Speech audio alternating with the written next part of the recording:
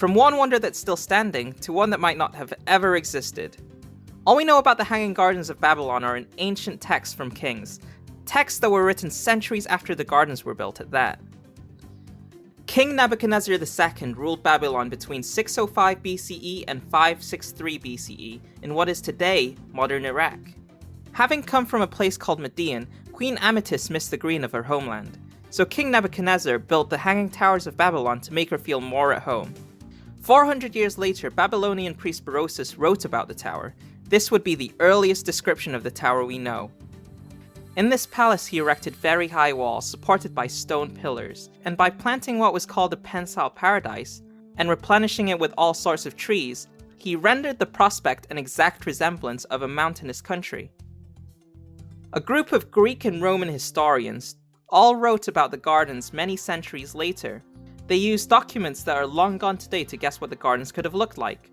The gardens were square, measuring 4 plethra, that's almost as tall as the pyramids of Giza. The brick walls were almost 7 meters thick. The garden used a complex aqueduct system that would connect to the nearby Euphrates River. We know today that King Nebuchadnezzar would have needed 8,200 gallons of water every single day to water the gardens. It's hard to believe that something so big could be lost in time. We have never found any archaeological evidence that proves that these gardens ever existed. Many believe that these gardens are just fairy tale. However, there are really promising ideas that could finally track down where the Hanging Gardens of Babylon really are. In 2013, archaeologist Stephanie Daly suggested that the gardens may not be in Babylon after all. Rather, in Nineveh, under the rule of Sennacherib, king of the Assyrians. That's about a century before Nebuchadnezzar would even rule Babylon. Stephanie suggested the Greek and Roman writings from earlier were actually translated wrong.